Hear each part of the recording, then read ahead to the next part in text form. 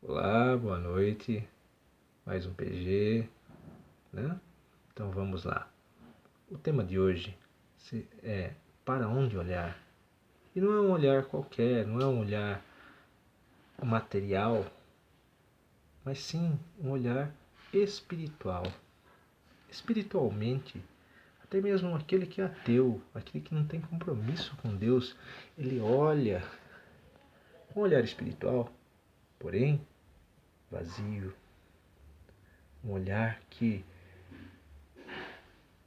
para quem não tem compromisso espiritual com Deus, é um olhar que é vago, vazio. Ele olha somente para a matéria, porque no seu entender, no seu crer, assim que ele morrer, ele vai virar esterco. Mais nada do que isso. Ele vai virar, vai fazer parte dos átomos do universo, né? Assim que é o famoso ateu, né? Ou até mesmo aquele que não tem confiança no que ele crê, e acredita nisso. Ele não tem temor a Deus.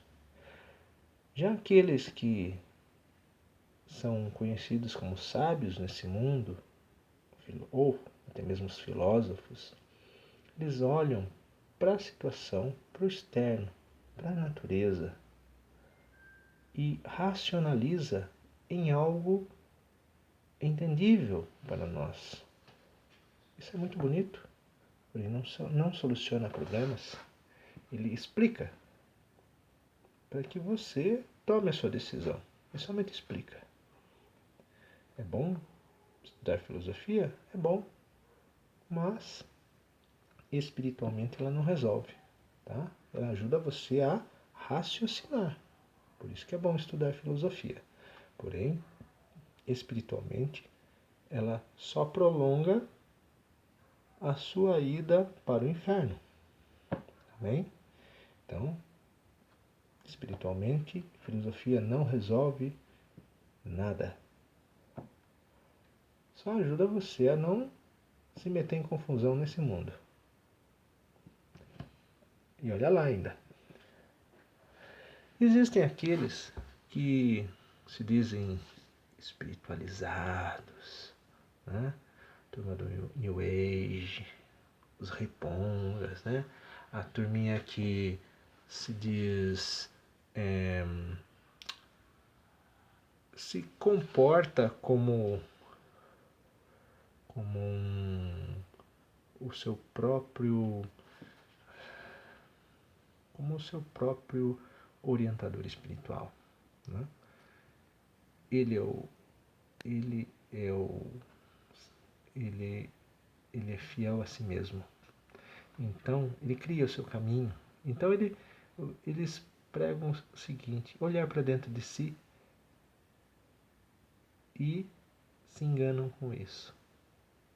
Da forma como eles olham, de uma forma espiritualizada, sim. Só que eles elevam, massageiam seu ego como que dentro de si só existissem coisas boas. Olhassem para dentro de si como algo santo, puro, que precisa ser externado para transformar o meio que está à sua volta. Não é assim? Um monte de gente que fala. Olhe para dentro de si e observe, né, que há tantas coisas boas e maravilhosas em você. Será? Massagear o ego. E a gente não pode massagear o ego. Não pode se santificar sem antes aceitar Jesus. Sem Jesus na nossa vida, a gente não é nada. Na Bíblia já diz, a palavra de Deus é clara quando ela fala que o nosso louvor, as nossas ações são para Deus como trapos de imundícia. Por melhor que você faça as coisas, por melhor que você pense em agradar a Deus, são trapos de imundícia, porque De nós, nada de bom sai. Isso não é se depreciar, não. É a palavra de Deus. E como a gente se refina, se purifica, aceitando Jesus, recebendo o Espírito Santo, para que assim haja santificação em você, haja purificação, e não é de uma hora para outra. Às vezes é, mas na maioria das vezes não é. A gente viu isso lá em Nós Somos o Templo, né? Então, a gente precisa, como cristão, ter consciência disso, que nós, da nossa pequenice espiritual, e olhar para o único que é santo e perfeito e clamar a Ele por mudanças, para que Ele mude a nós, para que Ele mude a nossa situação, a nossa volta, nosso interior e o nosso exterior. Do contrário, de nada adianta eu ficar dizendo eu sou isso, eu faço aquilo, não faz nada não. A gente não é nada sem Deus. Sem Jesus na nossa vida, a gente não é nada. A gente só é mais um na fila do inferno. E é com Jesus de verdade na sua vida, na nossa vida. Amém? Então, só para lembrar, a gente tem que saber para quem olhar, para onde olhar e olhar para o alto. Quem é cristão tem que olhar sempre para o alto. É necessário olhar para dentro de si? Sim, para reconhecer os seus pecados, confessá-los a Deus e clamar para que Jesus te resgate e haja perdão. Do contrário, olhar para dentro de si e ficar jogando confete e dizendo eu sou isso, eu sou aquilo, ai que bom que eu sou santo, ai que bom que eu sou salvo, está perdendo o seu tempo. Amém? Está perdendo o seu tempo porque não está resolvendo nada, os problemas estão continuando acontecendo e acontecendo cada vez piores porque você está abrindo brecha no seu coração, brechas na sua vida que vão fazer com que o diabo sapateie na sua cabeça. E não é legal. Aí vai haver confusão mental, ideia fixa, né? Aquele pensamento que não sai, você não dorme, você fica confuso, não sabe o que fazer, você é agressivo verbal, mentalmente, às vezes até fisicamente, porque você não sabe o que fazer, animaliza, porque você não está olhando para o único e suficiente Salvador, aquele que estendeu a mão para te resgatar e você deu as costas. Como cristãos não podemos fazer isso. Então, algumas situações na Bíblia, quando a gente olha para o problema e não para quem pode resolver o problema. Quando o povo hebreu estava cercado pelos egípcios, de frente para o Mar Vermelho, eles olharam para a situação e se desesperaram. E Deus se fez presente através de Moisés. E Deus abriu o mar para o povo passar. Deus se faz presente enquanto pelo menos um tiver fé no meio, né? Ele se fez presente porque era necessário. Ele tinha uma promessa com Abraão, ele tinha uma promessa com Jacó, com Isaac, com Jacó e com José. Amém? Então, ele se fez presente para cumprir essa promessa. Porque se não tivesse nenhuma promessa, o povo hebreu ia perecer ali na beira do mar. Não ia sobrar ninguém. Porém, também, um outro momento de murmuração, quando faltou água no deserto, ou faltou carne, Eles murmuraram porque eles olharam para a situação, olharam para a sua existência, para a matéria e murmuraram. Há desespero quando a gente olha para a nossa existência, né? O que será de nós? Ah, lá no passado era melhor. Onde eu estava era melhor do que aqui. Ah, não vai para frente não. Ih, larga a mão, vamos voltar a fazer o que a gente fazia. Não é assim que eles pensavam? E assim foi, se não fosse Deus se fazendo presente e Moisés ali, ó, com Deus agindo através de Moisés, nada aconteceria. Amém? Agora uma outra situação em que há reconhecimento da sua pequenice espiritual. Quando Jesus chamou Pedro para caminhar com ele. Antes disso, ele multiplicou os peixes, né? E ele reconheceu essa pequenice quando viu Jesus. Ele entendeu que Jesus, a grandeza de Jesus, ele disse o seguinte: aparta-te de mim, pois sou pecador, porque ele não era digno. E por esse fato, desse reconhecimento, Jesus o quis ou aceitou para si. Amém? Lembre-se dessa postura. Uma outra situação, lá no povo de Israel, né? Quando não é mesmo? Quando os inimigos de Israel apresentaram Golias como seu campeão, o exército tremeu, borrou as calças como criancinha, né? Porque eles olharam para o tamanho do problema. E Davi olhou para Deus e lembrou-se da promessa que Deus tinha, da aliança que Deus tinha com o povo e com ele. E não temeu e venceu o gigante, porque olhou para quem é maior do que qualquer um. Amém? Devemos ter essa postura. E novamente, o Senhor Jesus lá no templo, olhando, né? O fariseu e o publicano, o fariseu todo pomposo, olhando para dentro de si, dizendo: Senhor, eu jejuo tantas vezes por semana, né? Dou dízimo de tudo, e fica lá cobrando Deus. Só olhando, se massageando o seu ego, como o pessoal do New Age aí, né?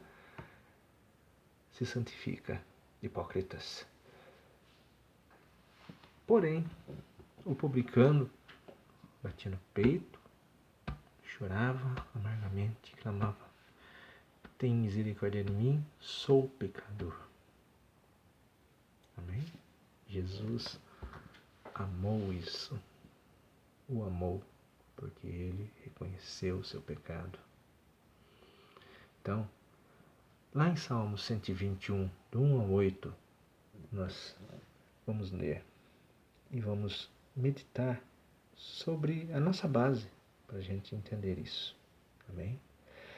Salmos 121, do 1 ao 8. Hoje não tem fundo musical porque a bateria do meu semi-falecido celular pifou, já era. Então hoje não tem, tá, irmãos? Perdão. Então diz o seguinte: elevo os meus olhos para os montes, de onde me virá o socorro? O meu socorro vem do Senhor, que fez o céu e a terra. Não deixará vacilar o teu pé. Amém? Aquele que te guarda não tosquenejará. Eis que não tosquenejará, nem dormirá o guarda de Israel. O Senhor é quem te guarda, o Senhor é a tua sombra, a tua direita. O Senhor não te molestará, o sol não lhe molestará de dia, nem a lua de noite. O Senhor te guardará de todo mal, ele guardará a tua alma. O Senhor guardará a tua entrada e a tua saída, desde agora e para sempre. Amém? Então a gente tem que observar algumas promessas de Deus em cima desse salmo, que estão lá a maioria deles estão em Provérbios. Então, quando ele diz, não deixará vacilar o teu pé, aquele que te guarda não tosquenejará, nós temos que observar lá em Provérbios 3, 5. Provérbios 3, 5. Então ela diz o seguinte: confia no Senhor de todo o teu coração e não te estribes no teu próprio entendimento. Ou seja, a gente não pode ficar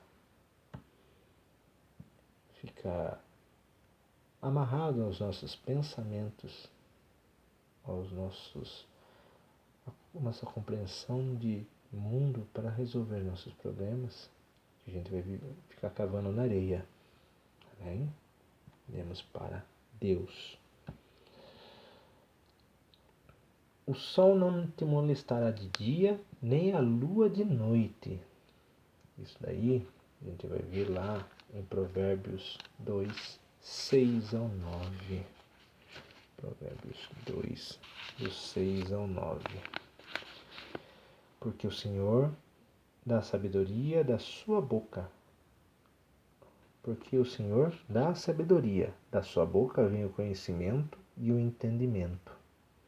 Ele reserva a verdadeira sabedoria para os retos. Escudo é para os que caminham na sinceridade, para que guarde as veredas do juízo e conserve o caminho dos seus santos. Então entenderás justiça e juízo e equidades e todas as boas veredas. Amém? Ou seja, Ele te dará sabedoria para você discernir sobre as coisas e nada. Está caindo o teto e está tudo bem, tudo vai bem porque é a vontade do Senhor. A coisa não deu certo agora, é porque Deus é a orquestria do Senhor para que ali na frente venha o refrigério, venha a saída verdadeira. Uma porta se fecha e outra se abre. Amém? Então, não podemos esmorecer nem perder a fé. Lembre-se desse salmo, desse provérbio. Daí, a tua alma, ele guardará a tua alma. A alma aqui, no caso, nossa alma refere-se ao nosso jeito de ser, né? O nosso coração, onde provém, onde exteriorizamos, né? A pessoa que somos. Amém? Então, aí tem bastante ali, né? Tem lá os provérbios 3, do 5 ao 6. E temos do 3, do 5 ao 6, né? Que confia no Senhor de todo o teu coração e não te estribes no teu próprio entendimento. Reconhece-o em todos os teus caminhos e Ele te endireitará as tuas veredas. Ele guardará a tua alma, guardará o teu coração para que você não se afunde na maldade do seu coração. Amém? Ele faça uma faxina e limpe e abra espaço para cada vez maior para que o Espírito Santo tome conta. Amém? Ele vai tirando, vai construindo o seu templo de honra e glória. Né? Amém? Jeremias 17, do 9 ao 10. Vamos ver aqui, Jeremias 17, do 9 ao 10. 9 ao 10 aqui. Enganoso é o coração, mais do que todas as coisas, e perverso. Quem o conhecerá? Eu, o Senhor, esquadrinho o coração e provo os rins, e isto para dar a cada um segundo os seus caminhos e segundo o fruto das suas ações. Então temos que confiar no Senhor, porque Ele vai mostrar o caminho a seguir. Ele vai nos mostrar, nos conduzir em como agir. Provérbios 4, 23. Provérbios 4, 23. Deixa eu achar aqui. Provérbios 4, 23. Diz o seguinte: Sobretudo, o que se deve guardar? Guarda o teu coração, porque dele provém as saídas da vida. Amém? Guarde o teu coração. Deus está limpando, o Espírito Santo está morando ali. Não coloca tranqueira dentro dele, irmão. Vamos guardar o nosso coração. Às vezes o mal tromba na gente, mas muitas vezes a gente vai atrás do mal pelo sabor, né? O sabor do pecado. A gente busca o pecado, depois se arrepende muito depois, né? Depois que ele já está lá, passou da goela, se sentiu amargo e continua engolindo, em vez de vomitá-lo. Aí fica mais difícil, né? Daí o Senhor estará fazendo a sua justiça, né? Estará ajudando você a se levantar, porém, você vai pagar o preço por ter desobedecido, por ter buscado o pecado. Ele te limpa e você se suja. Você não, a gente, todos nós. A gente tem que guardar nosso coração. Provérbios 16:9. 16:9 diz o seguinte: o coração do homem considera o seu caminho. Lembra lá dos ripongas, dos New Ages, né? Considera o seu caminho, mas o Senhor lhe dirige os passos. A quem ele dirige os passos? A quem busca, reconhece que Senhor Jesus Cristo é seu único e suficiente Salvador. Aí ele dirige os seus passos. E a vida fica mais tranquila, né? Mais suave. Meu jugo é suave, meu fardo é leve. E por último, esse foi o último. Amém? Então, olhemos para o único que é santo. Olhemos para dentro de nós, para reconhecer as nossas falhas, nossos erros, nossos pecados e clamar a Deus para que Ele nos aceite novamente, para que Ele nos purifique. Amém? Porque pecamos, porque erramos, ou porque nós somos pecadores, Ele aceita nossa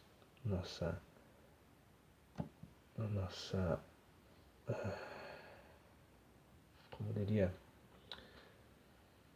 nossa confissão. Amém? Vamos comentar, vamos aprofundar essa reflexão. Amém? Foi um pouquinho mais longo hoje, né? Mas faz parte. Deus abençoe. Comentem. Vamos deixar mais rica essa reflexão. Amém?